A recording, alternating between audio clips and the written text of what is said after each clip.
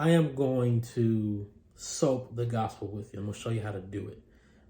Again, SOAP stands for scripture, observation, application, and prayer. And what do? You write the scripture, you write the observation, you write the application, and you write a prayer that guides you in that application. Okay, so here we go. So the scripture that I have chosen is Philippians 4:13. So I wrote the scripture. I can do all things through him who strengthens me.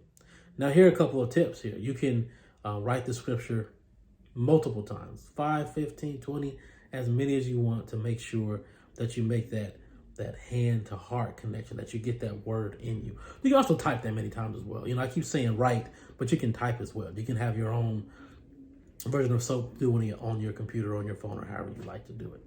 But just make sure that you're typing or writing the scripture multiple times. Another tip is you can write the scripture in different translations. So you can do the first one in King James, second one in New King James, third one in Amplified, fourth one in NIV, however you want to do it.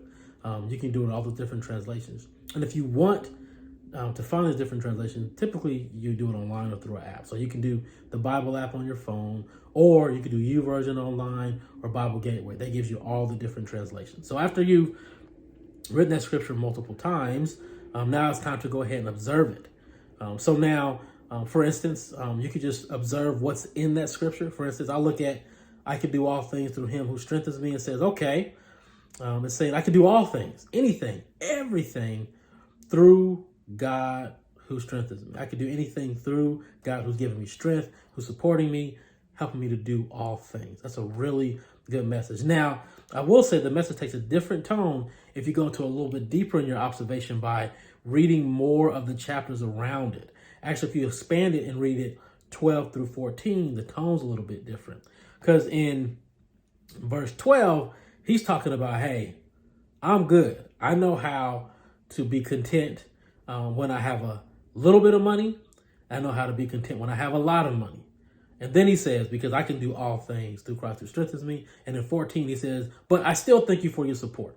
So really what he's doing is he's writing a letter to the Philippians who are supporting him and saying, hey, thank you for your support, but no matter what, God's got me. I know he's got me. I could be struggling. God's got me. I can be doing well. God's got me. I'm good to go. So in your observation, it's really good to read the entire chapter, read the scriptures around it, but really get into it so you can understand the full context as you're doing your observation. Also, the next step is application. That's the A in SOAP.